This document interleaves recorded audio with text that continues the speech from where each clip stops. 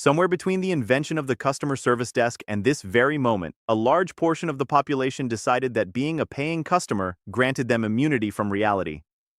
What you're about to hear are 63 complaints so confidently, spectacularly wrong that the employees receiving them did the only sensible thing. They left. Number 1. A woman at a coffee shop complained her iced latte was too cold. The word iced was literally in the name of the drink she ordered. Number 2. A man at a grocery store complained the self-checkout machine was too self-sufficient and stood waiting for the kiosk to sense his distress and summon a human. 8 people queued behind him in silent disbelief. Number 3. A customer at a nail salon demanded a refund because her nails were the wrong shade of her favorite color. Not the color on the swatch she picked, but the color that existed only in her mind. She expected trained professionals to read it from there. Number 4. A fast food customer complained his burger was too hot.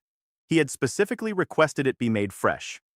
Fresh and hot, apparently, were two promises that were never meant to coexist. Number 5. A hotel guest called the front desk to report the ocean was too loud. She had booked an oceanfront room. The front desk associate paused, genuinely, momentarily, to consider whether there was a protocol for this. Number 6. A customer returned a novel to a bookstore because it had too many words. The words had not multiplied overnight. She wanted store credit. Number 7. A man complained to a paint store that his paint was too painty. He had purchased paint to paint something and had not anticipated it would behave like paint. Number 8. A gym member called to complain the gym was too full of people who work out. She wanted a quieter environment. She was at a gym. Number 9. Be honest. Do any of these sound familiar? Because we're only at number 9, and it gets considerably worse from here. Number 10.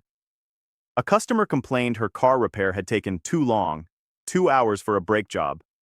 When the mechanic explained the process, she said, "That sounds like a you problem." And the mechanic handed over his resignation with her keys. Number 11. A woman at a flower shop complained her funeral roses were too alive. She wanted wilted flowers from a flower shop at full price. Number 12. A man complained his dentist had found too many problems with his teeth. Teeth he hadn't had examined in 11 years. He wanted a second opinion from someone less observant. Number 13. A woman returned a mirror because it made her look like herself.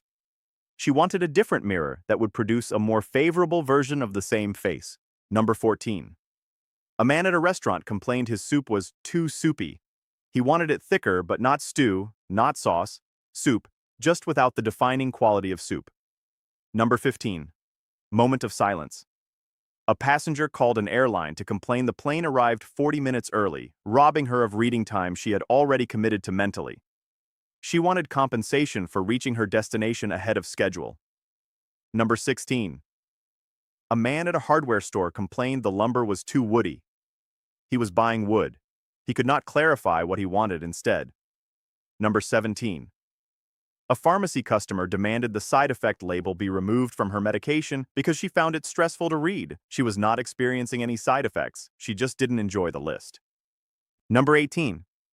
A hair salon customer complained her haircut was too short, cut to the exact length she had indicated with her fingers while saying, "just a little bit." 16 years of experience, and this was the one that nearly broke the stylist. Number 19. Have you ever watched someone confidently blame someone else for a problem they entirely created? That's the next 30 entries in concentrated form. Number 20. A man's goldfish died after being placed in an untreated bowl with no filter and no oxygen pump, and he wanted a free replacement fish, an apology, and advice on keeping the next one alive. The employee provided all three. It was the apology that ended the shift. Number 21. A car wash customer complained his car was too wet after the wash. There was a towel stationed 10 feet away. The attendant handed him a towel and handed the manager a 2-week notice in the same motion. Number 22. A customer complained her birthday cake was too birthday-themed. She had ordered a birthday cake for a birthday. The cake said, "Happy Birthday." She found this on the nose and wanted a free redesign within the hour. Number 23. A spa client complained her massage was too relaxing. She wanted to leave still slightly tense so the transition wouldn't be jarring. The masseuse stepped outside to collect herself and did not return.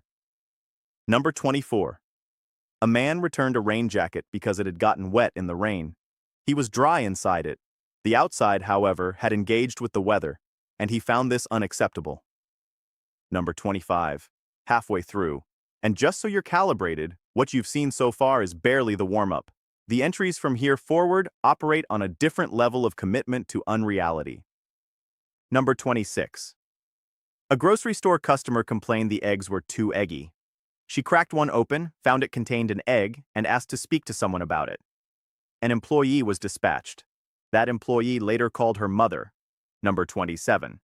A steakhouse customer complained his steak had too many cow-related qualities. Something about this particular piece of beef had crossed a psychological threshold, and he needed management to acknowledge it. The server quietly removed her apron in the hallway. Number 28. A woman at a phone store wanted her signal reduced because her phone was connecting to too many towers, and she feared it would wear out faster. The associate explained cellular networks for 4 minutes. She asked for a manager. Number 29. A library customer complained the books were too quiet and asked staff to put something on. The librarian, a master's degree holder with a deep love for the institution, considered this more seriously than it deserved. Number 30. A landscaping customer complained his lawn looked too natural after being mowed, edged, and trimmed. He wanted it to look less like grass. He was standing on grass. He would not specify what he wanted instead. Number 31. A wine shop customer returned a bottle because it was too fermented. She wanted something more like juice, but still wine. The sommelier exhaled through his nose in a very specific way. Number 32. A woman complained her pipes were making water sounds. The water was moving through them correctly. She wanted the water to move silently. When she asked to escalate the call to the plumber's supervisor, she was informed his supervisor was also him. Number 33. A postal customer wanted to opt into a personal 3-day delivery schedule while her neighbors kept their full service. She had a proposal, in writing. The postal worker read it, set it down, took an early lunch, and never came back. Number 34. A man returned a smart TV because it was too smart. It had connected to Wi-Fi, updated itself, and suggested shows. He wanted a TV that stayed in its lane. He spent 40 minutes in the basic TV section and left without buying anything. Number 35. Would you quit over this next one? Most reasonable people would. Number 36. A flooring customer complained her new hardwood floors were too floor-like because they were cold underfoot in winter. She then covered them with rugs and complained the rugs were hiding the floors. The installer retired 6 months early. Number 37.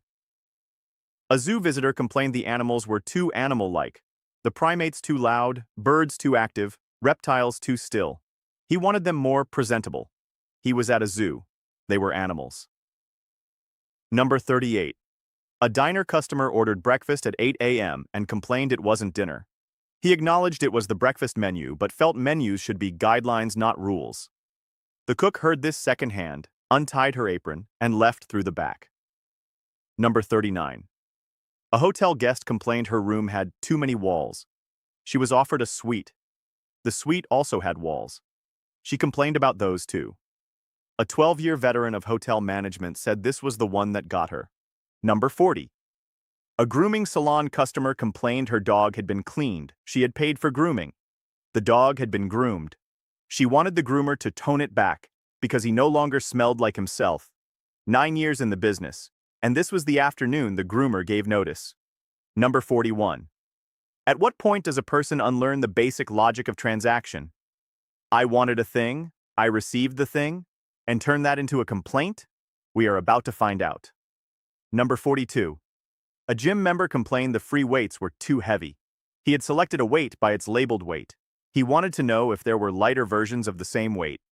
The trainer called his college roommate that night and said he needed a career change. Number 43. A movie theater customer sat through an entire film and then demanded a partial refund for the last 30 minutes, which she called bonus time she didn't request. The runtime had been posted everywhere. She had bought the ticket knowing it. Number 44. A man returned a 12-month calendar because it had too many months. 6-month calendars were on the same shelf. He didn't want those. He wanted the 12-month one, but only with the months he personally found relevant. Number 45. A concert attendee complained the live band was too live. She wanted the volume lowered to something more backgroundy. The event coordinator set down her clipboard, picked up her bag, and left. Number 46. A vet customer complained that the vet had found health issues in her dog during a routine checkup. She wanted documentation that the dog had been healthy before the appointment, meaning documentation that the vet had imagined the diagnosis. The vet tech took a very long bathroom break and did not return to the front desk. Number 47. A new car customer complained his vehicle smelled too new. He wanted the dealer to artificially age the smell. He wanted it to smell experienced. The salesman submitted his 2-week notice before the customer had left the parking lot. Number 48. An eye doctor patient complained her new glasses prescription was too accurate. The clarity was overwhelming. She wanted a slightly wrong prescription so the world would stay soft around the edges. She put this in writing. Number 49. We are in the final stretch now. The remaining complaints do not get better, they get architecturally wrong. Number 50. A sleep clinic patient complained the sleep study was too sleepy. She had fallen asleep, which is the entire point of a sleep study, and found the grogginess afterward inconvenient. She wanted a sleep study that didn't require her to sleep. Number 51. A moving company customer complained his belongings had arrived at the new address. He wanted them returned while he adjusted mentally and asked if there was an emotional distress rate. There was not. He asked if there should be. Number 52. A dental patient asked to be unnumbed mid-procedure, the procedure that required the numbing, because the numbness felt uncomfortable. She was unmoving on this point. The dental assistant excused herself, found a supply closet, and sat in it for 11 minutes. Number 53. A fish store customer complained the tank was too wet inside. He wanted less water in the fish tank because it crowded the fish. The fish require water to survive. The associate asked 3 clarifying questions. Each answer was worse than the last. Number 54. A man called the fire station's non-emergency line to complain firefighters had used too much water putting out a nearby fire. His home was untouched. He wanted an apology, documentation, and a follow-up. The firefighter who took that call had pulled people from burning buildings. He stared at the phone for a very long time. Number 55. A woman filed a formal written complaint with a diagram asking a national park to remove some of its trees. There were too many, she argued, for a park that was supposed to be natural. She found the density aggressive. Number 56. An escape room customer complained the room was too escapable. He had escaped, on time, correctly. He wanted the room retroactively redesigned so he could feel more accomplished, and he wanted the do-over for free. Because he had succeeded. Number 57. We are almost there. 6 entries remain, and each one represents a complete departure from the reasonable world you knew this morning. Number 58. A maternity ward patient complained that giving birth had been inconvenient, specifically the timing. She asked to speak with someone about scheduling future children more precisely. The nurse who took that request had been doing this for 22 years. She sat down somewhere quiet and was very still for a while. Number 59. A hotel guest complained the sunrise was too early. He had booked an east-facing room advertised for its sunrise view. The sun rose. He wanted the hotel to address this. When told sunrise scheduling was outside their operational scope, he said, "Then why do you advertise it?" The concierge has not spoken about this since. Number 60. A theme park customer wanted a refund for the roller coaster because it was too roller coastery. She had chosen it herself from a menu that included a carousel and a Ferris wheel. She had survived it. She wanted compensation for the 45 seconds she had lived through. Number 61. A man returned a dictionary because it had too many words he didn't know. He wanted one containing only words he already knew, organized alphabetically. When told that wasn't a dictionary, he said, "Then maybe that's the problem." The bookseller thought about quitting the entire drive home. Number 62. A woman complained to a mirror manufacturer that the mirror had made her look older. She wanted a replacement that reflected her more accurately, meaning younger. When told mirrors simply reflect light, she said, "That's what they all say." Her follow-up email was 4 pages, number 63. And here we are. A man called a retailer's customer service line to report that the sun had damaged his outdoor patio furniture and demanded compensation from the retailer for the behavior of solar radiation. He had notes. He had invented his own case number. He had, he said, done the math. The representative held the phone away from her face, set it down, texted her best friend, "I'm done," and never returned to her desk again. 63 people. 63 moments where reality was not just misunderstood, it was disputed, escalated, and formally complained about. The employees who walked out weren't broken by rudeness. They were broken by the realization that no amount of patience or explanation was ever going to help.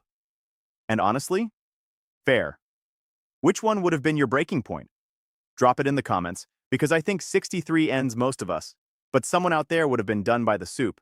If this made you feel like the most reasonable person alive, hit like and subscribe. We'll be here, quietly horrified, as always.